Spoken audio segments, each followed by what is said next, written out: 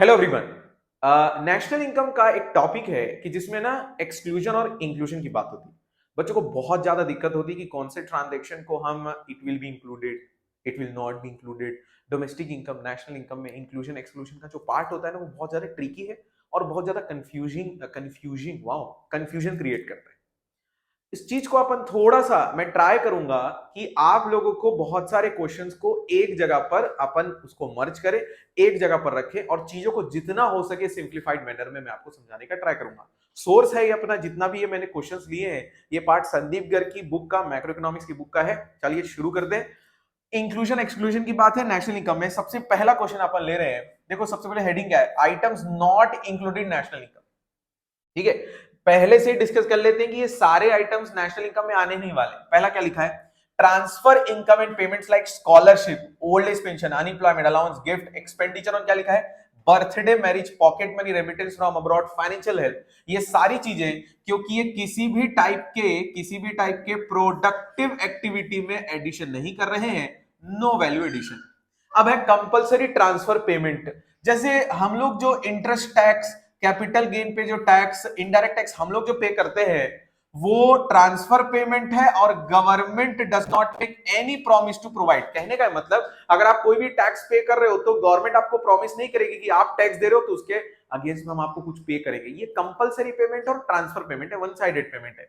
Windfall gains, ये जो windfall gains लिखा है ना, विंडफॉल गेन्स मतलब होता है जब आपको कोई सडन इनकम, बहुत ज्यादा या सडन लॉस होता है, उसे बोलते हैं विंडफॉल गेन्स। विंडफॉल गेन्स में क्योंकि ये किसी भी टाइप के प्रोडक्टिव एक्टिविटी में इन्वॉल्व नहीं है, जैसे हॉर्स राइडिंग हो जाए या आप किसी भी टाइप का गैम्बलिंग हो जाए या किसी भी टाइप का सट्टा हो जाए, उसमें अगर आपको पैसे मिल रहे हैं, सडन इंक्रीज इन इनकम, वो इंक्लूड नहीं होगा। Non market transactions like domestic services rendered by housewife. सबसे इंपॉर्टेंट वर्ड ना मेरे को ये लग रहा है, non market transactions. Kitchen gardening, a parent teaching his child और leisure time activities like painting the house. Leisure time activity painting, बहुत सही बात है। It is difficult to ascertain their market value, इसलिए not rendered for the purpose of earning money. अब बात करते हैं इंटरमीडिएट कंजम्पशन एक्सपेंडिचर। अब ध्यान से समझो, intermediate consumption expenditure like purchase of raw material by firm, vegetable purchase by restaurant, milk purchase by dairy shop, electricity advertisement, electricity वाले question को ध्यान रखना, production unit, cold drinks by school canteen, expenditure on the repair of asset. ऐसा कोई भी खर्चा जो आप अपनी सर्विस को प्रोवाइड करने के लिए कर रहे हैं वो ऑलरेडी उस सर्विसेज की फाइनल वैल्यू में इंक्लूड होगी। Sale and purchase of second hand goods, भैया ये जिस साल ये ओरिजिनल ईयर जो था ना, जिस साल ये पहली बार सेल और परचेस हुए थे, उस साल इनको ऐड कर लिया गया है, तो फिर से इनको ऐड करने का कोई सेंस नहीं बनता। Capital loss like destruction of building, machinery etcetera. यहां एक वर्ड लिखा है, do not affect the national product directly. भैया देखो, कैपिटल लॉस से ना हमारा जो जो करंट ईयर का जो ट्रांजैक्शन है उस पर इंपैक्ट नहीं पड़ रहा है डायरेक्टली। हाँ, उसकी वजह से हो सकता है प्रोडक्शन बंद हो जाए, उसकी वजह से हो सकता है हमारी इनकम रुक जाए। Ninth point, capital gains. देखो कैपिटल लॉस और कैपिटल गेन्स दोनों ही do not add to the flow of, क्या लिखा है, current flow of goods and services. Capital gains में क्या क्या है, profit due to increase in the price of land, building, shares, income from the sale of, क्या लिखा है, सेकंड गुड्स। ये सारी चीजें इंक्लूड नहीं होने वाली। नेशनल डेट इंटरेस्ट और interest paid by household to the commercial purpose. अब ध्यान दो, interest paid on the loans taken for the consumption purpose is not, क्या लिखा है, कंजम्पशन पर्पस। बट अब इन केस ये प्रोडक्टिव पर्पस के लिए होता तो शायद इंक्लूड हो जाता। चलिए शुरू करते हैं दूसरा पॉइंट, दूसरा पेज है। अब अपन डिस्कस करने वाले again items included in national income. Not included का हो गया, ये इंक्लूडेड की बात करने वाले हैं। Brokers commission on the sale and purchase of second hand goods. देखो सेकेंड हैंड गुड्स से जो पैसा या खर्चा या इनकम होती है ना, वो इंक्लूड नहीं होता, लेकिन यहां क्या लिखा है, ब्रोकर्स कमीशन, ये service rendered by the brokers will be included. Upon included की बात कर रहे हैं। Service provided by the owners of production unit like imputed rent of owner occupied house, interest on own capital, production for self consumption etcetera. ये सारी चीजें क्योंकि current, ये जो इस साल जो करंट एक्टिविटी हो रही है उसमें इंक्लूड होगा। सबसे इंपॉर्टेंट वर्ड क्या लिखा है, imputed value. Sir imputed value मतलब क्या होता है, मार्केट वैल्यू। भैया ध्यान से समझो, ये एक लाइन में अच्छे से समझा रहा हूं आपको, बहुत ध्यान से सुनना। ये जो imputed rent of owner occupied house है, अगर कोई प्रोड्यूसर अपने ही घर को फैक्ट्री को प्रोडक्शन करने में, हेल्प करने में प्रोवाइड कर देता है, तो भैया वो चाहेगा ना कि उस फैक्ट्री से जो सामान निकलेगा, जो वो जब बिकेगा, तो मेरे घर में जो रिपेयर मेंटेनेंस का खर्चा मुझे लगेगा, मैं रेंट चाहूंगा अपने फर्म से। क्यों भैया? क्योंकि मेरा घर यूज हो रहा है, तो मैंने rent of owner occupied house, मैं रेंट तो नहीं चार्ज कर रहा हूं फैक्ट्री से, लेकिन अगर मैं चार्ज करूंगा तो इंप्यूटेड रेंट करूंगा, दैट इज मार्केट वैल्यू देखूंगा। Capital formation, that is investment की बात हो रही है, यहां पे देखो इन्वेस्टमेंट की बात हो रही है। अब ध्यान से समझो, like purchase of machinery by a firm, construction of a new house, water pump purchase by farmer, construction, ये सारी चीजें देख रहे हो, ये सारी चीजें ग्रॉस इन्वेस्टमेंट है, इसलिए यहां पे क्या लिखा है, ग्रॉस डोमेस्टिक कैपिटल फॉर्मेशन। ये सारा किसी न किसी इन्वेस्टमेंट पे खर्चा है। कौन सा इन्वेस्टमेंट दोस्तों? यहां पे लिख देता हूं, ग्रॉस इन्वेस्टमेंट। अब वो चाहे ग्रॉस इन्वेस्टमेंट में फिक्स इन्वेस्टमेंट की बात हो, चाहे करंट इन्वेस्टमेंट की। Payment of bonus contribution to provident fund by, क्या लिखा है, employer, that is boss. Free clothes given to the workers, subsidise lunch serves to the workers, free medical facility provided to employees. ये सारी चीजें employers के किस इसमें segment में आती है, कंपनसेशन ऑफ एम्प्लॉयज, और ये प्रोडक्टिव पर्पस के लिए। अगर इनकम मेथड में कंपनसेशन ऑफ एम्प्लॉयज आ रहा है, तो ऑब्वियस ही बात है ना, फर्म वो जो खर्चा करेगी वो भी नेशनल इनकम का पार्ट बनेगा। Payment of bus fare by household, examination fees paid by student, insurance premium paid by employees, durable goods, TV scooter जो आप परचेस कर रहे हो, जो भी आप खर्चा कर रहे हो, as they are forming part of कौन सा खर्चा दोस्तों, प्राइवेट फाइनल कंजम्पशन एक्सपेंडिचर का पार्ट बनता है। ध्यान से समझेंगे। Profit earn by Indian company from is branch abroad, ध्यान से समझना 6 पॉइंट को। Profit earn by Indian company from its branches from abroad, profit earn by branch of Indian bank in London, wages receive by Indian employ, कहां काम कर रहा है, foreign embassy में, और rent receive by Indian resident, जो उनकी building कहां पर रेंटेड आउट है, फॉरेनर्स को। ये सारे ही कहीं ना कहीं हमको ये दिख रहा है ना, फीफा। और याद करो, FIFA is a farming part of national income, it is a part of factor income from abroad. अब फ्री सर्विसेज, भैया लिख दिया फ्री सर्विसेज। अब ध्यान से समझो, सर आपने तो बोला था ट्रांसफर पेमेंट इंक्लूड नहीं होता, ये गवर्नमेंट के लिए ना, ध्यान से समझो, free services, dispensary education by government, government expenditure on street lighting, ये किसी को मिलेगा तो उसके लिए तो ट्रांसफर इनकम है, लेकिन ये part of government final consumption expenditure है। ये जो सब्सिडीज वगैरह होता है ना, ये सब्सिडीज वगैरह होता है, ये गवर्नमेंट के फाइनल कंजम्पशन एक्सपेंडिचर में जाता है। क्योंकि यहाँ पे क्या लिखा है, dispensary education, would have been case यहां पर अगर डोनेशन चैरिटी लिखा होता तो ये ट्रांसफर पेमेंट मान लेते, लेकिन यहां पे क्या लिखा है, डिस्पेंसरी एजुकेशन, ये गवर्नमेंट का फाइनल कंजम्पशन एक्सपेंडिचर है। Expenditure incurred by foreign tourist in the country. देखो हम लोगों को एक कंसेप्ट याद है कि ना, एक हम लोगों ने एक्सपेंडिचर मेथड में डिस्कस किया है, एक्सपोर्ट माइनस इंपोर्ट। अब ये जो एक्सपोर्ट है ना दोस्तों, ये जो गुड्स गया, ये जो गुड्स है ना, ये प्रोड्यूस कहां हुआ है मेरे को बताओ, ये प्रोड्यूस तो भैया with in the domestic territory हुआ है, produced within the domestic territory. अगर ये with in the domestic territory हुआ है, इसका मतलब ये जो एक्सपोर्ट है, अब ध्यान दो क्या लिखा है, as the exported goods are produced within the domestic territory, they are included in determining the output of the economy. भैया इस साल प्रोड्यूस हुआ है ये। अब आगे चलते हैं, वाह टेक्नोलॉजी देख रहे हो, सोचो मत सोचो, तुम लोग कॉमर्स वाले दिमाग मत लगाओ, नहीं है तो फिर क्यों मतलब लगाना। हाँ चलो दोस्तों, अब अपन डिस्कस करते हैं ninth, interest on loan paid by the commercial bank. ध्यान से समझो, interest is paid on loans taken by commercial bank. भैया इंपॉर्टेंट वर्ड क्या लिखा है, प्रोडक्टिव पर्पस। अगर प्रोडक्टिव पर्पस नहीं लिखा होता ना दोस्तों, तो फिर अपने लिए दिक्कत होती। अब ध्यान से समझेंगे, यहां पर अपन वीडियो समाप्त करते हैं। नेक्स्ट जो अपना कंटेंट चालू हो रहा है, उसमें सिर्फ और सिर्फ अपन बहुत सारे अलग टाइप के क्वेश्चन करेंगे। वो जो वीडियो होगा वो थोड़ा सा मैं आप लोगों को स्पीड में पढ़ाऊंगा। रीजन क्योंकि यहां पर अपन लोग क्वेश्चन डिस्कस करने वाले। ये जो अभी आपने ने वीडियो देखा है, इसको प्लीज ध्यान से समझेंगे और प्लीज इसको नोट कर लेंगे, क्योंकि आने वाला वीडियो सिर्फ और सिर्फ क्वेश्चन बेस्ड है। थैंक यू सो मच दोस्तों। हाँ जी दोस्तों, चालू करते हैं क्वेश्चंस। हमने जो अभी पहले पढ़ा है वो सिर्फ और सिर्फ कंसेप्ट पढ़ा है कि कौन सी चीजें इंक्लूड होती है नेशनल इनकम और कौन सी चीजें इंक्लूड नहीं होती। नेशनल इनकम चालू करते हैं, उस पर बेस्ड क्वेश्चन। अब ध्यान से समझेंगे, थोड़ा आंसर देने का पहले ट्राई करना। Construction of a new house, ये इंक्लूड होगा क्योंकि ये पार्ट ऑफ कैपिटल फॉर्मेशन है और ये इस साल के production of goods and services में इंक्लूड होगा। विनिंग ऑफ लॉटरी, याद रखो winning of lottery windfall games में आता है। No, it will not be included, कोई भी एडिशन नहीं हो रहा है प्रोडक्टिव सर्विसेज में।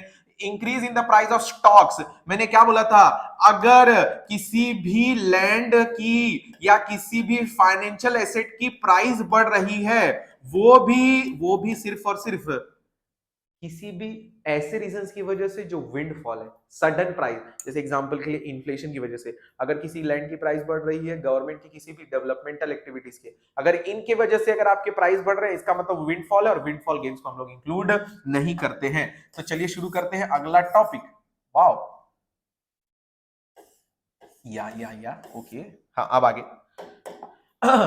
National debt interest, it is not included in the national income as it interest paid on loans taken by government to meet the, क्या लिखा है, कंजम्पशन पर्पस। अगर यहाँ पे प्रोडक्टिव पर्पस होता ना दोस्तों तो इंक्लूड हो जाता। Rent free house given to employer, rent free house, rent free house compensation employees का पार्ट बनता है। इनकम मेथड में कहां पे जाता है ये, वेजेस इन काइंड में।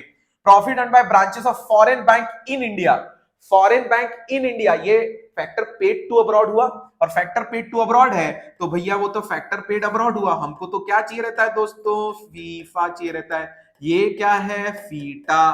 तो भैया नेशनल इनकम में ये आता है, ये नहीं आता, इसलिए ये नहीं आएगा। Purchase by foreign tourist, food purchase by foreign tourist eight hotel in new Delhi, भैया ये एक्सपोर्ट है, और एक्सपोर्ट है मतलब प्रोड्यूस का हुआ है इंडिया में, और जब प्रोड्यूस हुआ है तो मतलब नेशनल इनकम का पार्ट बनेगा। Purchase by foreign tourist export, therefore they are included in the national income. कौन से मेथड में, एक्सपेंडिचर में, समझा चुका हूं। Rent receive by an Indian resident on their building rented out to foreigner, foreigner से हमको पैसा मिलेगा, ये फीफा कहलाएगा क्योंकि ये पार्ट ऑफ क्या लिखा है, factor income from abroad. Payment of fees to a lawyer engaged in a firm, expenditure by firm on payment of fees to the chartered accountant. अब ध्यान से समझो दोस्तों, ये इंपॉर्टेंट है, मैंने पहले से रखा है। कोई भी फर्म किसी भी दूसरी फर्म को, कोई भी फर्म किसी दूसरी फर्म से अगर रॉ मटेरियल परचेस करती है, अगर कोई भी फर्म दूसरे फर्म के ऊपर खर्चा करती है अपनी सर्विसेज की स्मूथ फंक्शनिंग के लिए, वो सारा खर्चा इंटरमीडिएट एक्सपेंडिचर होता है। तो क्या लिखा है, it is an intermediate expenditure for the firm because it involves purchase of service by one production unit from another production unit, so it is deducted from the value of, क्या लिखा है, value of output. ये intermediate है और intermediate अगर होगा तो उसको इंक्लूड नहीं करेंगे। Free medical facilities by employer, free boarding lodging. अब आपको लग रहा होगा सर फ्री है, ये तो ट्रांसफर पेमेंट आ गया। ध्यान से समझो, ध्यान से समझना, ये फर्म अपने एम्प्लॉयर के दे रहा है, और जब फर्म अपने एम्प्लॉयर को देती है वो उसके कंपनसेशन में एम्प्लॉयज का पार्ट बन जाता है। वो भी कौन से केस में दोस्तों, नेशनल इनकम के फ्री सर्विस में, लेकिन वो किस में बन जाता है, कंपनसेशन एम्प्लॉयज, और इसको लिख सकते हैं अपन वेजेस, वेजेस इन काइंड में ले सकते हैं, वेजेस सैलरीज इन काइंड। अब आगे चलते हैं अपन दूसरा। अब gift receive from abroad, gift receive from employer, it will not be included. क्यों भैया, क्यों इंक्लूड नहीं हो रहा है, क्योंकि ये ट्रांसफर इनकम है। Profit of Reliance industry from chemical business in Australia, factor income from abroad हुआ। Salary receive by Indian resident working in Russian embassy in India, ये बाहर से मिल रहा है। देखो है इंडिया में रशियन एम्बेसी, लेकिन रशियन एम्बेसी हमारे लिए, इंडिया के लिए क्या बन जाता है, रेस्ट ऑफ द वर्ल्ड। और रेस्ट ऑफ द वर्ल्ड से अगर आपको कोई भी इनकम मिलेगी, it will be forming part of factor income from abroad. देखो क्या लिखा है, salary paid by French embassy new Delhi to the local worker, एक इंडियन है, राजू है, हाउसकीपिंग डिपार्टमेंट के लिए, क्योंकि ये फैक्टर इनकम फ्रॉम अब्रॉड है। Subsidise lunch served to the factory worker. अब ध्यान से समझो, मैंने फिर मैं समझा रहा हूं आपको, अगर कोई भी फर्म अपने एम्प्लॉयर को किसी भी टाइप का फ्री सर्विस दे रहा है, किसी भी टाइप का लंच प्रोवाइड कर रहा है, यूनिफॉर्म दे रहा है, तो it will be forming part of his compensation employees. अब देखो क्या लिखा है, it is a part of compensation employees, therefore it will be included in national income. याद करो इनकम मेथड का फॉर्मूला, उसमें पहले ही होता है सीओई, उसमें तीन पार्ट होते हैं, सैलरी वेजेस टू सैलरी और वेजेस इन कैश और इन काइंड, उसमें आएगा ये। आगे ओल्ड एज पेंशन में 50 बार आपको पढ़ा चुका हूं। आगे चलते हैं, ट्रांसफर पेमेंट हो जाता है। Durable goods purchase by household और purchase of car by household. अब ध्यान से समझो, एक्सपेंडिचर मेथड का पहला पार्ट होता है दोस्तों प्राइवेट फाइनल कंजम्पशन एक्सपेंडिचर, तो ये उसका पार्ट बन जाएगा, तो it will be included in national income. Profit earn by Indian bank from abroad, से फीफा हो गया भैया, टेंशन ही रहने का, अब्रॉड लिख दिया, इंडियन बैंक को मिल रहा है, फीफा लिख दो।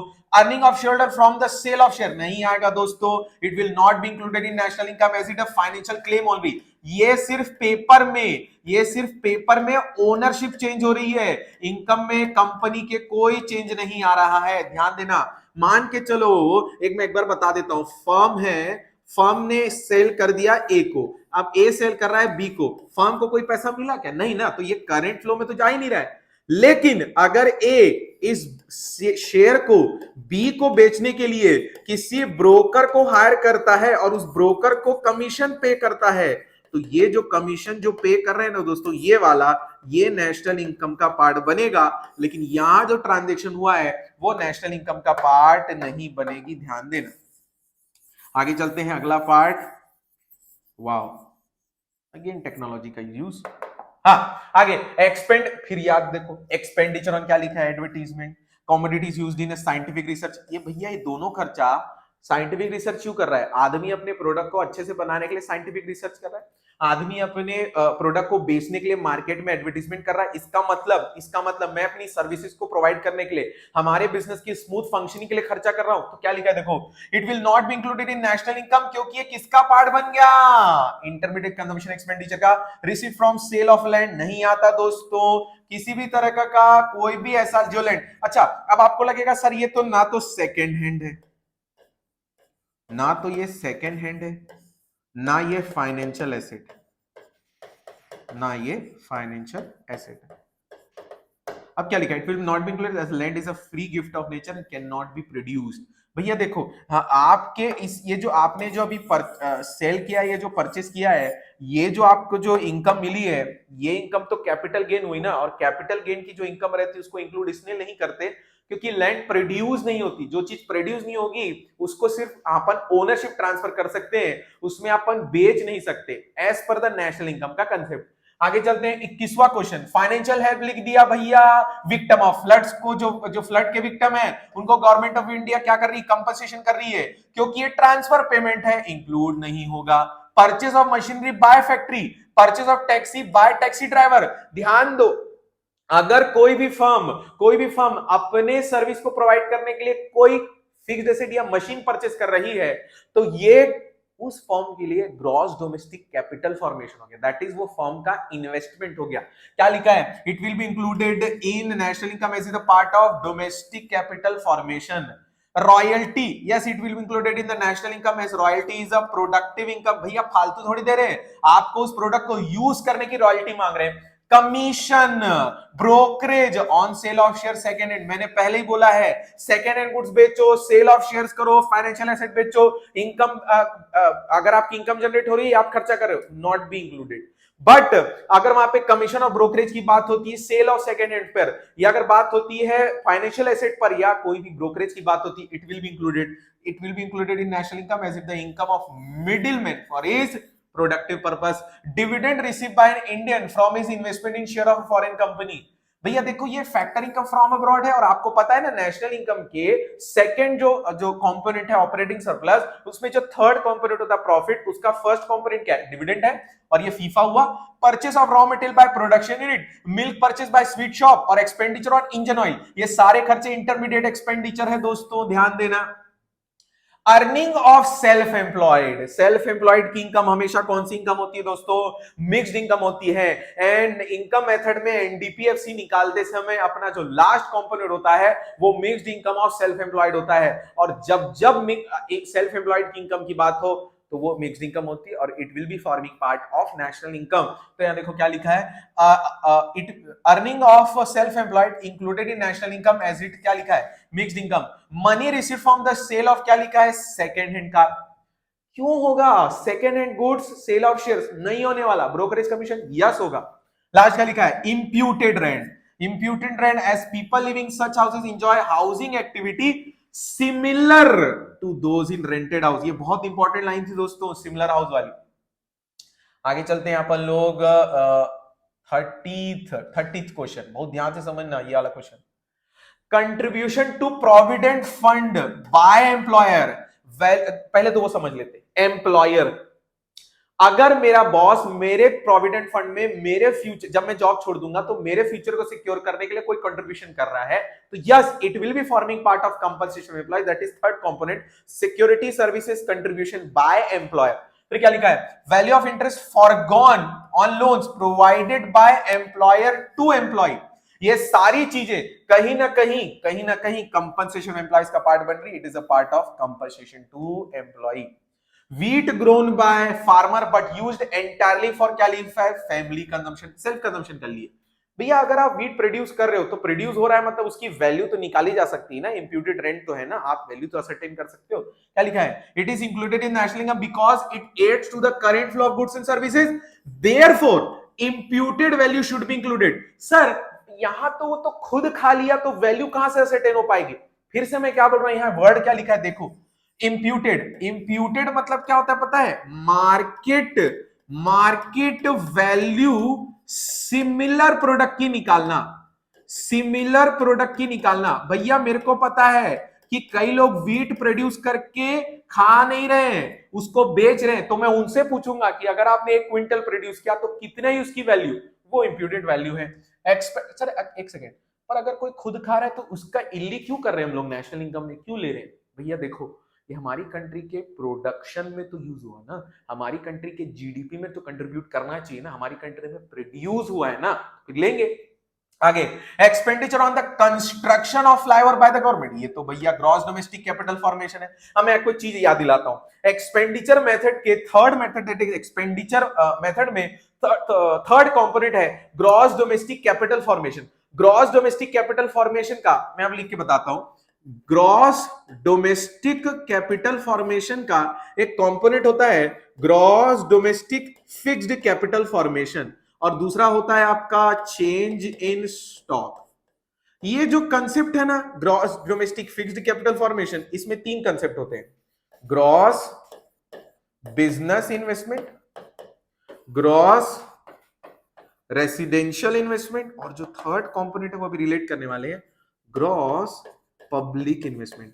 गवर्नमेंट हमारी कंट्री में या किसी भी कंट्री की गवर्नमेंट अगर उस कंट्री में किसी भी टाइप का फ्लाईओवर, ब्रिज, रोड्स बनाती है या किसी भी टाइप का एसेट क्रिएशन करती है तो it will be forming part of gross domestic capital formation under the head of gross domestic fixed capital formation. तो yes it will be included in national income, क्योंकि ये ग्रॉस डोमेस्टिक कैपिटल फॉर्मेशन का part बन रहा है। आगे चलते हैं, अगला क्वेश्चन डिस्कस करते हैं। भैया इसको मिटाने में मेरे को आधा घंटा ना लग जाए। आगे चलते हैं, कमीशन रिसीव बाय कमीशन लिखा ना भैया, करंट फ्लो है, बिल्कुल ऐड कर दो, इनकम फ्रॉम द डीलर। ठीक है, growing vegetable in kitchen garden for house, no it will not be included in the national income as it difficult to estimate the value of production. अब आप बोलोगे sir आपने अभी बोला कि wheat produce किया और व्हीट प्रोड्यूस हमने फैमिली के लिए खा लिया तो उसकी मार्केट वैल्यू असरटेन हो गई। भैया सब्जी की मार्केट वैल्यू असरटेन करना थोड़ी दिक्कत है, क्योंकि ये एरिया टू एरिया इसकी जो प्राइस होते हैं ना बहुत फ्लक्चुएट होते हैं। व्हीट का प्राइस बहुत फ्लक्चुएट नहीं होगा, 2 से 3 रुपए का डिफरेंस आएगा, सब्जी में फ्लक्चुएशंस बहुत रहेगा। अगर कोई ऐसा एरिया है जहां पे आसानी से सब्जी उग जाती है वहां पर प्राइस कम रहेंगे, जहां पे सब्जी का रीच, वेजिटेबल का रीच ट्रांसपोर्टेशन की वजह से या बहुत सारे रीजन की वजह से रीच उतना नहीं है, सप्लाई कम है, वहां पे प्राइस बहुत ज्यादा रहेगा। तो ये क्योंकि नॉन मार्केट ट्रांजेक्शन है, ये वर्ड लिखना जरूरी है जब आप वेजिटेबल की बात करो। Service rendered by family member to each other, मान के चलो मेरे भैया ने मेरे लिए मान के चलो मैं एक टैक्स पेयर हूं और मेरे भैया अगर चार्टर्ड अकाउंटेंट है तो मेरे भैया ने मेरे लिए घर में मुझे सीए की सर्विस दे दी, तो भैया ये तो घर की बात है ना, ये नॉन मार्केट ट्रांजेक्शन है। Service rendered, no it will not be included as it difficult to determine the value of service provided by family member to each other. Expenditure by government in the providing free education, government expenditure on street lighting, expenditure on free service provided by government, expenditure by government on providing free educational services, expenditure on providing police service by the government, it will be included in the consumption income as it is a forming part of government। भैया आप ध्यान से समझो, ये जितने भी खर्चे हैं ना ये सब्सिडी या चैरिटी या डोनेशन नहीं है, ठीक है, ये कंजम्पशन एक्सपेंडिचर है, इसका यूज होने वाला है, फ्री एजुकेशन बच्चों को जाने वाला है, कंजम्पशन एक्सपेंडिचर, स्ट्रीट लाइटिंग लोग यूज करेंगे, public at large, providing by government free services, बहुत सारी गवर्नमेंट, जैसे एग्जांपल के लिए आपने एक ऐसी बस, आपने एक बस ओपन की जिसमें जो जो फिजिकल डिसेबल्ड लोग हैं उन लोगों को फ्री चार्जेस में एक डेस्टिनेशन ए से लेकर डेस्टिनेशन बी तक पहुंचाया जाएगा। तो ये फ्री सर्विसेज है ना। ये सारी चीजें गवर्नमेंट के फाइनल कंजम्पशन एक्सपेंडिचर का पार्ट बनेंगे। आगे चलते हैं, insurance premium paid by house hold, fee receive from a student, it is included in the national income, is a part of, क्या लिखा है, private final consumption expenditure. Mineral wealth, अब ध्यान से समझो, यहां एक ना चीज लिखी है, मिनरल वेल्थ, अगर आपके मान के चलो आपके घर के नीचे 4 सोने के हंडे हैं, जरूरी क्या 4 सोने के हंडे होंगे, ज्यादा भी हो सकते, तो आपको उसकी वैल्यू नहीं पता है। तो जो मिनरल वेल्थ है आपके घर के नीचे वो आपको नहीं पता है। जब उसको आप एक्सट्रैक्ट करोगे, आपने उसमें से 2 हंडे निकाले, उस 2 हंडे में आपको कम से कम 12 किलो सोना मिला। अगर वो जो एक्सट्रैक्ट करने के बाद जो आप सोना दिखा रहे हो ना, उसकी वैल्यू असर्टेनेबल है, तो क्या लिखा है देखो, it is a part of national wealth, asset तो है, not included in national income. However part of mineral health which has been extracted will be included in national income under the कौन सा मेथड, प्रोडक्ट मेथड, क्योंकि ये value of output के अंदर आ पाएगा। फिर आगे क्या लिखा है, value of wood purchase for manufacture, ये तो इंटरमीडिएट हो गया। Expenditure on purchase of cold drinks by school canteen, again ये इंटरमीडिएट एक्सपेंडिचर हो गया।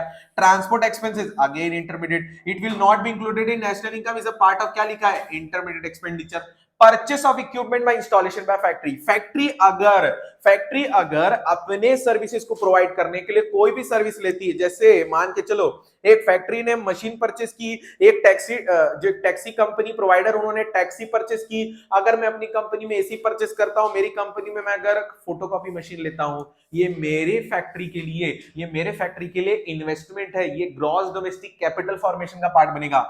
Purchase by equipment, installation of factory included in national income as it a part of capital formation. Payment of interest tax, payment of debt duty, it will not be included in national income as it is a, क्या लिखा है, compulsory transfer payment to the government। भैया sir इसको transfer payment क्यों बोल देते हैं, ध्यान से समझो, क्योंकि गवर्नमेंट जब आपसे टैक्स लेती है, गवर्नमेंट जब आपसे डेथ ड्यूटी ले रही है या किसी भी टाइप का टैक्स पेमेंट अगर आपसे ले रही है, तो गवर्नमेंट आपको कोई प्रॉमिस नहीं कर रही कि इसके एवज में हम आपको कुछ प्रोवाइड करेंगे, ये वन साइडेड पेमेंट होता है। आगे goods and service, again GST है, वन साइडेड है, और ये क्या है, कंपलसरी पेमेंट है।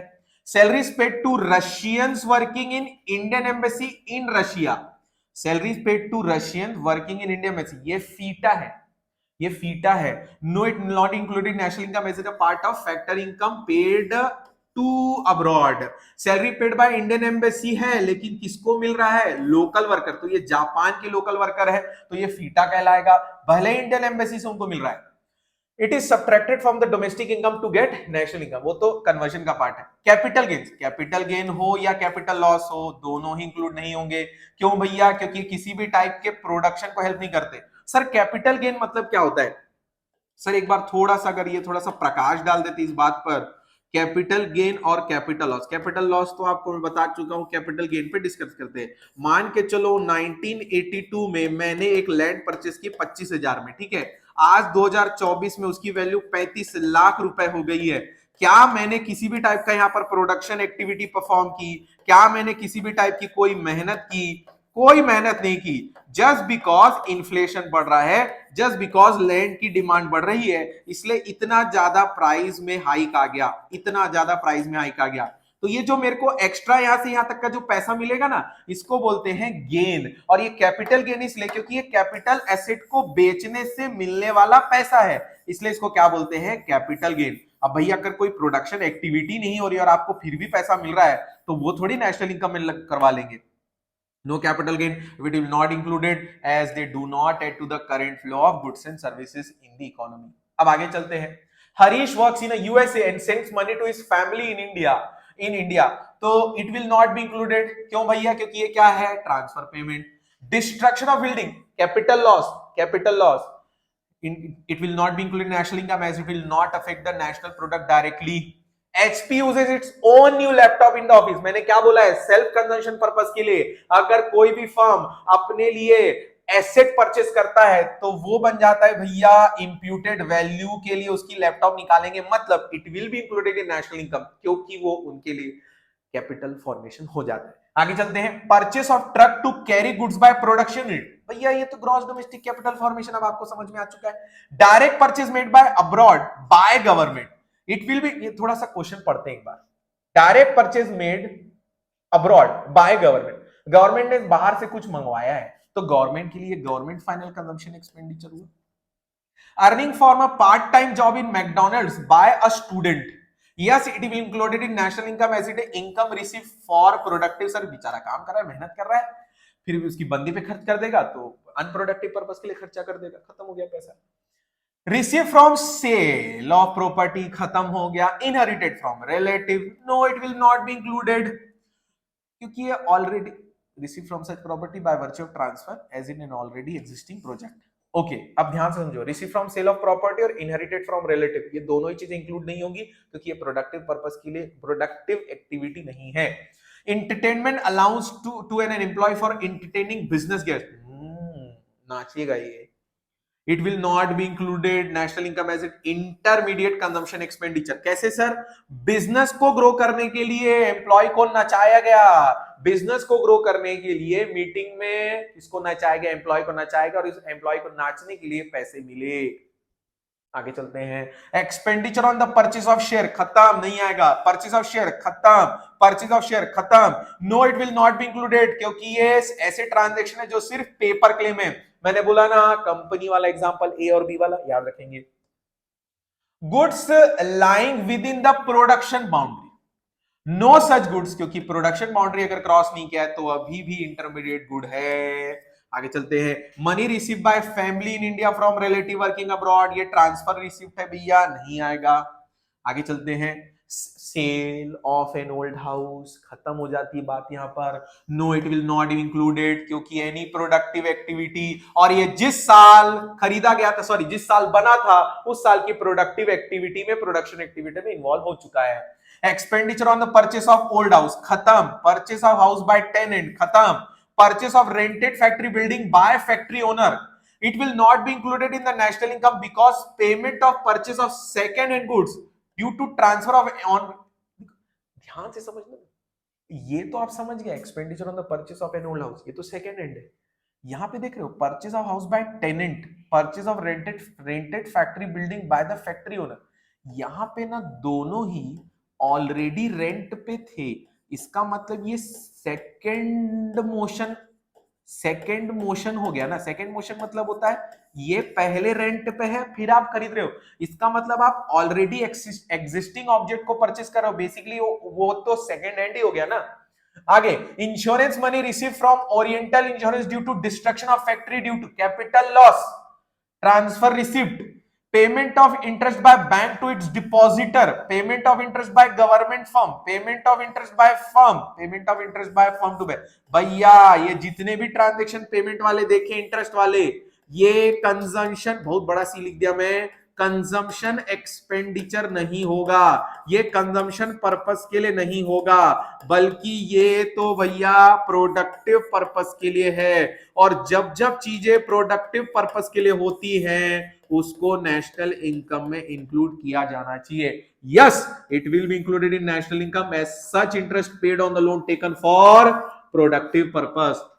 अब आगे चलते हैं, interest received on loans given to the friend for purchasing car, interest received on loans given, इससे कोई, एक तो फ्रेंड को तो लोन देना नहीं चाहिए, फ्रेंड लोग, कोई बात नहीं, ये सब चीजें क्या यूट्यूब में बोली नहीं जा सकती, लेकिन फिर क्या, interest payment on loan taken by individual by a motorcycle, payment of interest on loan taken by employee from employer, वह अपनी बॉस से लोन ले लिए, फिर कुछ करना पड़ेगा। Payment of interest by individual to a bank, payment of interest by individual to a bank on loan to buy car, ये सारी चीजें अनप्रोडक्टिव, वाओ, अनप्रोडक्टिव पर्पस है। और जब भी अनप्रोडक्टिव पर्पस के लिए आप लोन लोगे, उस पे दिया गया किसी भी टाइप का इंटरेस्ट नेशनल इनकम में नहीं इंक्लूड होगा। आगे चलते हैं, it will not be included in national income because it is non factor receipts as in not used for, क्या लिखा है, प्रोडक्शन बट फॉर कंजम्पशन। अगर आप कंजम्पशन के लिए यूज करते हो ना तो वो अनप्रोडक्टिव पर्पस हो जाता है, और national income is all about productive purpose पे लिया गया खर्चा। आगे चलते हैं, interest received on loan given to the, foreign company India, productive purpose है भैया, factor income from abroad, interest received है ना from abroad, inter receive on debenture, खत्म। डिबेंचर होता अगर सेल परचेस होता नहीं लेते, लेकिन यहां पर कमीशन, ब्रोकरेज, इंटरेस्ट अगर इनकी बात करें, yes it will be included, क्योंकि such interest is called factor income. अब आगे चलो, मैं आप लोगों को ना एक चीज समझाता हूं, ध्यान देना, थोड़ा सा क्लिक, वाओ, थोड़ा सा आपको एक चीज याद दिलाता हूं, ध्यान से समझो, थोड़ा सा रुकते हैं और इस चीज को थोड़ा सा रिवाइज करते हैं, ध्यान से समझना। अगर शेयर्स परचेस हो रहे हैं, अगर ओल्ड हाउस सेकेंड हाउस की बात आ रही है, उससे रिलेटेड अगर कमीशन ब्रोकरेज की बात हो तो इंक्लूड होगा, लेकिन सेल से मिलने वाला पैसा चाहे ओल्ड हाउस हो, चाहे सेकेंड हाउस हो, या चाहे किसी भी टाइप का हाउस हो, ऑलरेडी अगर एग्जिस्टेड है उससे मिलने वाला पैसा इंक्लूड नहीं होता। यहाँ क्या क्वेश्चन है, स्लो चलते हैं। Interest received on debenture, debenture को खरीदने बेचने की बात हुई क्या? नहीं, क्या मिला है? इंटरेस्ट। तो interest will be forming part of what? National income. Why? Factory income, because debenture is a sort of loan taken by the production unit, और वो प्रोडक्टिव पर्पस के लिए लेंगे। भी आप मेरे को बताओ, आपके डिबेंचर, मैं आपको बोलूंगा कि मेरे को डिबेंचर दे दो, मेरे को शादी करना है, दे दोगे? तो कंजम्पशन पर्पस के लिए तो वैसे भी डिबेंचर इशू नहीं हो सकता। आगे चलते हैं। Expenditure on improvement, expenditure on construction of a house, expenditure on adding to the floor, ये तीनों ही चीजें प्रोडक्टिव पर्पस के लिए खर्चा की जा रही हैं। किस खर्चे के लिए दोस्तों? प्रोडक्टिव पर्पस के लिए एक्सपेंडिचर है। Yes it will be included in national income as it a part of capital information formation. That is, ये किसकी बात कर रहे हैं यहाँ पर? इन्वेस्टमेंट की। कैसे सर? अगर मैं कैपिटल एसेट खरीद रहा हूं, इंप्रूवमेंट कर रहा हूं, मतलब उसकी वैल्यू बढ़ने वाली, मैं नया घर बना रहा हूं, ये भी एसेट को बढ़ा रहा है, और मैं एक बिल्डिंग का एक फ्लोर बढ़ा दिया तो वैल्यू बढ़ गई। It must be noted that any expenditure on repairs of fixed asset will not B, क्योंकि ये कौन सा खर्चा हो जाता है दोस्तों? Revenue expenditure. और हमें कौन सा खर्चा देखना रहता है? Capital expenditure. ये ध्यान देंगे दोस्तों। अब आगे चलते हैं। Scholarship given to Indian students staying in India by foreign company, financial assistance to a flood company, ये ट्रांसफर पेमेंट है, इंक्लूड नहीं होगा। Value of bonus share receive नहीं होगा, क्योंकि ये बोनस शेयर, फाइनेंशियल एसेट लिख दिया ना, तेल लेने जाए, खत्म। No it will not be included in national income as such bonus shares are mere paper claim, ये वर्ड याद रख लो दोस्तों। Purchase of uniform for nurses by hospital, ये इंटरमीडिएट है भैया। देखो ये जो यूनिफॉर्म मिली है, क्या ये घर ले जाएंगे? क्या कहीं घूमने के लिए यूज करेंगे क्या? नहीं नहीं नहीं नहीं, ध्यान दो, ये हॉस्पिटल की सर्विस प्रोवाइड करने के लिए नर्स को दिया गया है। इसका मतलब जब भी आप कोई भी फर्म अपनी सर्विस को प्रोवाइड करने के लिए कोई भी खर्चा करता है, वो इंटरमीडिएट एक्सपेंडिचर हो जाता है, इसलिए नहीं आ पाएगा, क्योंकि फाइनल गुड्स ही आता है। एक्सपेंडिचर ऑन मेंटेनेंस नहीं आ पाएगा, expenditure on maintenance by firm नहीं आ पाएगा। No it will not be included, क्योंकि ये कौन सा खर्चा हो जाता है? Intermediate expenditure. अब आगे क्या लिखा है? Payment of interest on borrowing by general government. अब देखो, अगर जनरल गवर्नमेंट ले रही है ना, तो ऑब्वियस ही बात है कंजम्पशन पर्पस के लिए ले रही होगी, ऐसा अपने को अज्यूम करना चाहिए। No it will not be included because it is a non factor payment as general government borrows only for, क्या लिखा है? Consumption purpose. Family members working free on farm owned by family. देखो, अब ध्यान से समझो, जो लास्ट क्वेश्चन था ना, उसमें अपन लोग इंप्यूटेड वैल्यू निकाल सकते हैं। जैसे मान के चलो, उस गांव में जितने भी वर्कर्स होंगे जो दूसरे के लैंड पर काम कर रहे होंगे, तो वो वैल्यू तो असर्टेन की जा सकती है ना। अब ध्यान दो, जिन भी चीजों की imputed value, that is market value, ascertain की जा सकती है ना, तो फिर अपन उसको आराम से वैल्यू ले सकते हैं नेशनल इनकम में। आगे चलते हैं। Purchase of tractor by farmer और परचेस ऑफ फार्मर ने परचेस किया फर्टिलाइजर। दोनों क्वेश्चन देखो, एक फर्टिलाइजर है और एक ट्रैक्टर है। ट्रैक्टर है तो कैपिटल फॉर्मेशन, देखो लिखा है कैपिटल फॉर्मेशन, और फर्टिलाइजर है क्योंकि वो प्रोडक्शन में यूज हो जाएगा, तो वो इंटरमीडिएट हो जाता है। Purchase of furniture by firm, purchase of refrigerator by firm for own use, expenditure on purchasing a machine installed in a production unit. ध्यान दो, ये जो तीनों ही खर्चे हैं, ये सेल्फ कंजम्पशन के लिए तो है, लेकिन ये सेल्फ कंजम्पशन का जो कंक्लूजन निकल रहा है, वो क्या निकल रहा है दोस्तों? Investment. Yes it will be included, क्योंकि ये फार्मिंग पार्ट ऑफ क्या है? नेशनल कैपिटल फॉर्मेशन या investment. Expenditure on education of children by family, भैया उनका प्राइवेट फाइनल कंजम्पशन एक्सपेंडिचर है, बिल्कुल घर वाले खर्चा कर रहे हैं, अलग बात है, रिजल्ट नहीं आ पाएगा। Payment of electricity by a school, intermediate expenditure है, electricity consume by firm. Sir क्यों नहीं आना चाहिए, तो इंपॉर्टेंट खर्चा है, ध्यान से समझो मैंने क्या बोला था। किसी भी टाइप की फर्म अपनी सर्विसेज को प्रोवाइड करने के लिए किसी भी टाइप का जो खर्चा करते हैं वो उनके लिए इंटरमीडिएट एक्सपेंडिचर बन जाता है।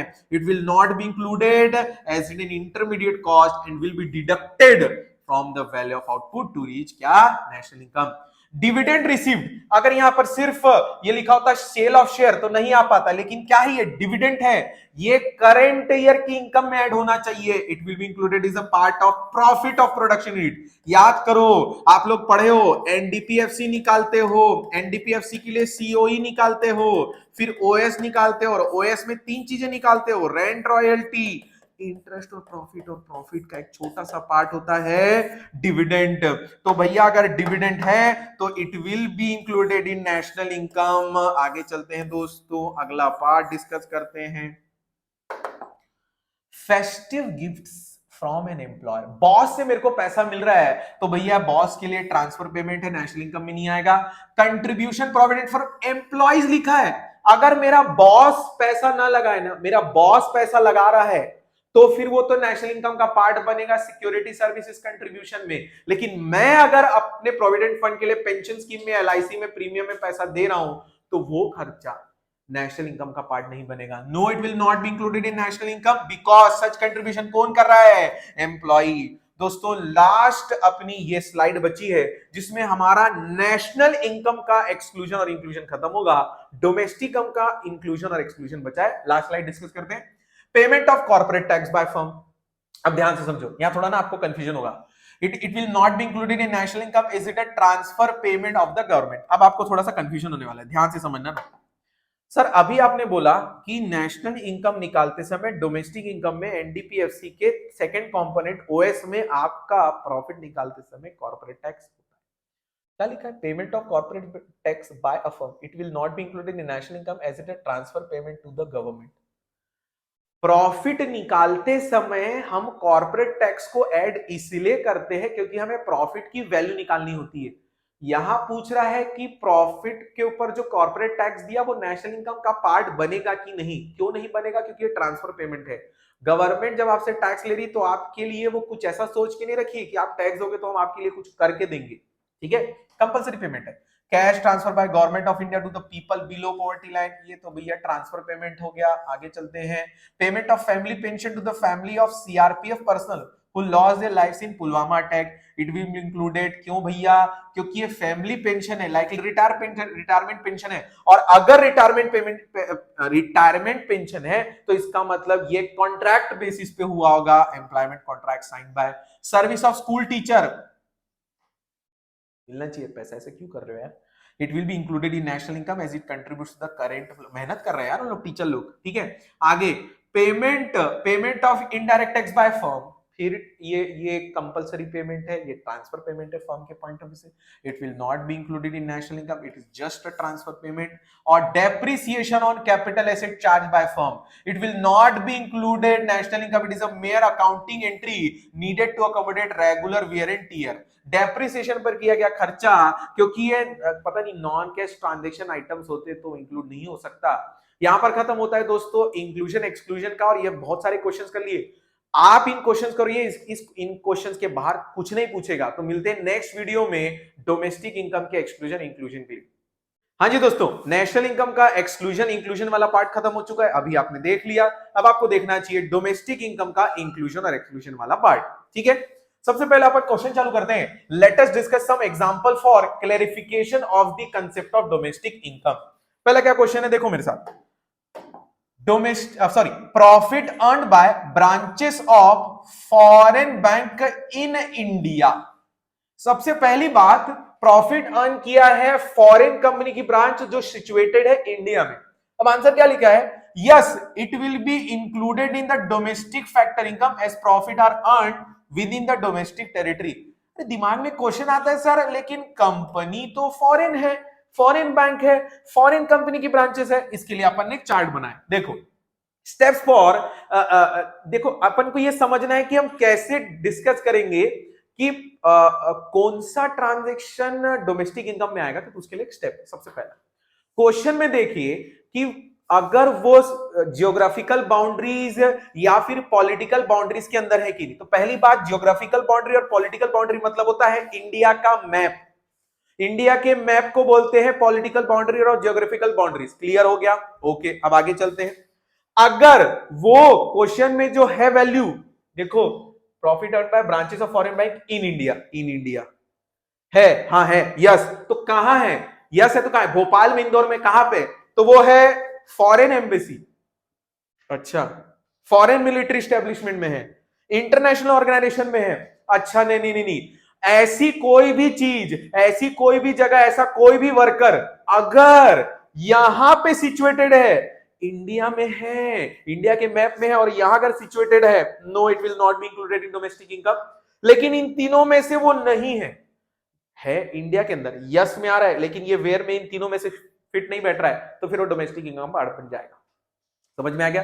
तो देखो, वो फॉरेन बैंक है, इन इंडिया है, इन इंडिया में ना तो वो फॉरेन एम्बेसी, ना तो फॉरेन मिलिट्री एस्टैब्लिशमेंट, ना तो इंटरनेशनल ऑर्गेनाइजेशन, इसलिए लिखा yes it will be included in domestic factor income. दूसरा क्वेश्चन देखते हैं। दूसरा क्वेश्चन देखो, profit earned by resident of India from his company in Singapore, no it will not be included in domestic factor income as the company is located outside the domestic territory। अब देखो, if situated geographical boundaries और political boundary, नहीं, क्योंकि वो तो कहां पे situated है? सिंगापुर। लेकिन सिंगापुर में इसलिए नहीं, आंसर नहीं हो सकता, उसके लिए एक चीज देखते हैं, नो। तो फिर कहां है? इंडियन एम्बेसी में क्या? नहीं, सिंगापुर में। इंडियन मिलिट्री स्टैब्लिशमेंट है क्या? नहीं, ये तो नॉर्मल एक कंपनी है। Ship owned by non resident है क्या? नहीं। ये तीनों होता तो यस होता आंसर, क्योंकि वो सिंगापुर में नॉर्मल जगह पे है, इसलिए आंसर क्या होगा दोस्तों? नॉट। ये स्टेप याद रखेंगे। चलो इस स्टेप से तीसरा क्वेश्चन बना के देखते हैं। Profit earn by company India which is owned by non resident, India में है, हाँ इंडिया में है। क्या वो फॉरेन एम्बेसी है? नहीं सर। फॉरेन मिलिट्री स्टैब्लिशमेंट है? नहीं सर। International organisation? सर ये इंटरनेशनल ऑर्गेनाइजेशन मतलब क्या होता है? इंटरनेशनल ऑर्गेनाइजेशन मतलब होता है office of WHO, office of WTO, UNICEF, इन सब के ऑफिस को अपन क्या बोलते हैं? International organisation. आगे, profit earn by company India which is owned by non resident, हाँ तो इंडिया में है ना, ओन कौन कर रहा है अपने को मतलब ही नहीं है। अगर ये डोमेस्टिक टेरिटरी में आ गया तो फिर इसको ले लेंगे। Profit earn by branch of state bank in Japan, भैया अगर डोमेस्टिक टेरिटरी में नहीं है तो क्या इंडियन एम्बेसी इन अब्रॉड है क्या? नहीं सर। इंडियन मिलिट्री है? नहीं sir. Ship owned by non resident? नहीं है सर, तो फिर नहीं आएगा। No it will not be included. Profit earn by branches of countries bank in other country, नहीं आएगा दोस्तों। अब अपन फिफ्थ पढ़ते हैं, rent receive by an Indian from his building in London, नहीं आएगा क्योंकि लंदन में उसकी बिल्डिंग है। और अगर वो इंडियन मिलिट्री एस्टैब्लिशमेंट होता, इंडियन एम्बेसी होता या shipped own by normal resident होता तो आता, लेकिन ये तो नॉर्मल एक कंपनी है। No it will not be included. Compensation of employees to the resident of a Japan, Japan वाले को मिल रहा है, working in Indian embassy in Japan. अब ध्यान से समझो, अपन इसको डिस्कस करते हैं। क्या ये पॉलिटिकल बाउंड्री में? नहीं सर, क्योंकि ये तो कहां पे है ये? सर ये तो जापान में सिचुएटेड है। लेकिन जापान में कहां पे है? इंडियन एम्बेसी में क्या? हाँ सर, इंडियन एम्बेसी में। ओ हो, तो फिर ये इंक्लूड हो जाएगा क्या? तो नोट्स बनाए हो सर, थैंक यू दोस्तों, thank you. Yes it will be included in domestic factor income as the Indian embassy is a part of domestic territory of India. Rent receive by an Indian resident from Russian embassy in India, भैया India में है, yes India में, लेकिन कहां पे? Foreign embassy में, तो नहीं आएगा भैया, नहीं आएगा। आंसर बना लेते हैं। देखो क्या लिखा है, क्वेश्चन क्या है? Rent receive by Indian from Russian embassy in India, Russian embassy foreign embassy नहीं होगा। अगला, salaries to Indian resident working in Russian embassy in India, foreign military में है ना, सॉरी फॉरेन एम्बेसी में नहीं आएगा। देखो बिना सोचे समझे नहीं आएगा। Profit earn by Indian employees working in Pakistan embassy India, बिल्कुल काम नहीं करना चाहिए बट ठीक है। Profit earn by Indian employees working in Pakistan embassy in India. अब देखो, ये इंडिया के अंदर है क्या? इंडिया के अंदर है क्या? कहां पे सिचुएटेड है? इंडिया में है ना, इंडिया में है, तो ये वाला इंडिया में है। लेकिन देखो फॉरेन एम्बेसी, पाकिस्तान एक फॉरेन एम्बेसी है, तो नॉट इंक्लूडेड। देखो आंसर वही होगा, it will B not included. Domestic territory कहां की है दोस्तों? पाकिस्तान की डोमेस्टिक टेरिटरी है। कहां की बन जाएगी ये? पाकिस्तान की डोमेस्टिक टेरिटरी। नेक्स्ट देखते हैं। अब अगला, factor income from abroad. Factor income from abroad, बाहर से पैसा मिल रहा है, इंडिया से पैसा मिल रहा है क्या? नहीं, बाहर से पैसा मिल रहा है, it will not be included. लेकिन ये नेशनल इनकम में आएगा दोस्तों। आगे चलते हैं। स्कॉलरशिप, स्कॉलरशिप भी ट्रांसफर इनकम हो गई, it is a transfer income. Expenditure on old age pension, transfer income. Payment of bonus by firm, yes it will be included, compensation of employees का पार्ट बन जाएगा। Consultancy fees paid to foreign expert, बिल्कुल होगा, ये फीटा है, फीटा है। If the foreign expert stays in domestic territory, however if the foreign expert stays outside the domestic territory, it will not be included in domestic income. अब देखो ध्यान से समझो, अगर कोई फॉरेन एक्सपर्ट आपके इंडिया में बैठा है, अगर आप उसको पेमेंट कर रहे हो तो ये फीटा है, and FITA is a part of domestic income. But अगर वो बंदा बाहर रह रहा है ना, तो वो नेशनल इनकम का पार्ट बनेगा, हमारा नहीं पार्ट बनेगा। नहीं, बाहर का भी पार्ट, मतलब डोमेस्टिक इनकम भी पार्ट नहीं बनेगा, नेशनल इनकम का भी पार्ट नहीं बनेगा। Financial sale and purchase of share, भैया आज ही मैंने बताया है, no it's not included. Compensation of employees paid by foreign company, कहां पे है? इंडिया में, इंडिया में है ना, तो यस ये आएगा। COE paid by American embassy in India to resident Indians, बिल्कुल बिल्कुल ध्यान से समझने वाली बात। ये कहां से मिल रहा है इनको? अमेरिकन एम्बेसी से। और अमेरिकन एम्बेसी है मतलब ये वाला पार्ट बन जाएगा दोस्तों, जहां पे वो थर्ड वाला नहीं था कि हाँ ज्योग्राफिकल बाउंड्री में है तो, लेकिन फॉरेन एम्बेसी में है। आगे चलते हैं। Earnings of the American Express bank branch located in Chennai, yes it will be included. 19th क्वेश्चन, brokers commission on the sale of an old car. Brokers commission भैया मैंने बोला है सेकेंड हैंड गुड्स पर, फाइनेंशियल एसेट के sale purchase पर, दोनों के ऊपर कोई भी किसी भी टाइप का इंक्लूजन नहीं होता, लेकिन उनसे रिलेटेड कमीशन और ब्रोकरेज इंक्लूड होते हैं। आगे चलते हैं। ब्रोकर्स कमीशन देखो, yes it included. 20th, profit earn by company partly own by resident, partly own by non resident located in India, yes it will be included. क्यों? क्योंकि part जो प्रॉफिट अर्न हो रहा है वो कहां से हो रहा है? डोमेस्टिक टेरिटरी से। कौन अर्न कर नहीं, कौन ओन कर रहा है उससे कोई मतलब ही नहीं है कहां पे? इंडिया में लोकेटेड है, इट विल बी इंक्लूडेड। और लास्ट भैया अपना चालू होता है service rendered by the housewife. Housewife का जो जो उन्होंने सर्विस ली है वो नॉन मार्केट ट्रांजेक्शन है, they are not included in domestic factor income, क्योंकि वो क्या है? Non market transaction.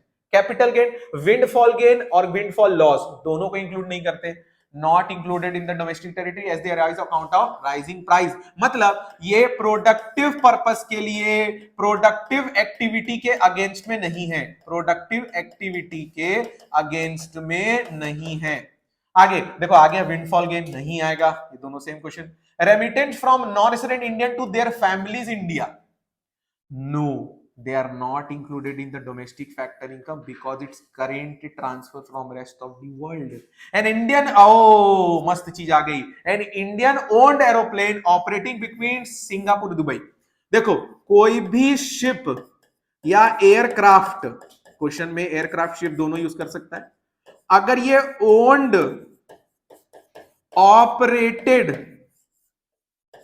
Operated by normal resident है, नॉन रेसिडेंट नहीं, और ये भले ही इंडिया में नहीं उड़ रहे हैं, इंडिया में नहीं उड़ रहे हैं, लेकिन ये ओन्ड एंड ऑपरेटेड बाय कौन है दोस्तों? इंडियन है, तो yes it will be included, क्योंकि डोमेस्टिक टेरिटरी का पार्ट बन जाता है, ये स्पेशल इंक्लूजन। गिफ्ट तो खत्म हो गया। Purchase of goods by foreign tourist, payment made by Japanese tourist for goods purchase in India, it will be included. क्यों? क्योंकि जो परचेस हो रहा है वो एक्सपेंडिचर कहां पे कर रहा है दोस्तों? With in the domestic territory. और जो एक्सपोर्ट हो रहा है उसका प्रोडक्शन कहां पे हुआ है दोस्तों? With in the domestic territory, इसलिए इसको इंक्लूड करेंगे। 28th, मेरे को ये बताओ सोच के, अगर कोई भी फर्म अपनी सर्विसेज को रेंडर करने के लिए किसी दूसरी फर्म को किसी भी टाइप का खर्चा पे करते हैं, वो इंटरमीडिएट एक्सपेंडिचर होता है, it will not be included. Payment of fees to chartered accountant, no, क्योंकि ये कौन सा खर्चा है दोस्तों? Intermediate expenditure. Compensation given by insurance company to an injured worker, no it will not be included. क्यों? क्योंकि compensation given by insurance company to employ, not by employer. भैया जो बॉस देगा ना वो आपकी इनकम है, जो कंपनी दे रही है कोई इंश्योरेंस कंपनी, वो आप क्लेम कर रहे हो, वो आपकी इनकम नहीं है, वो आप क्लेम कर रहे हो। आपने पहले पे किया है, सिर्फ वो पैसा वापस से क्या कर रहे हो, क्लेम कर रहे हो। Financial aids receive from abroad after, जो भी लिखा है, it will not be included क्योंकि ये ट्रांसफर इनकम है। लास्ट है purchase of second hand machinery from abroad, नहीं आएगा।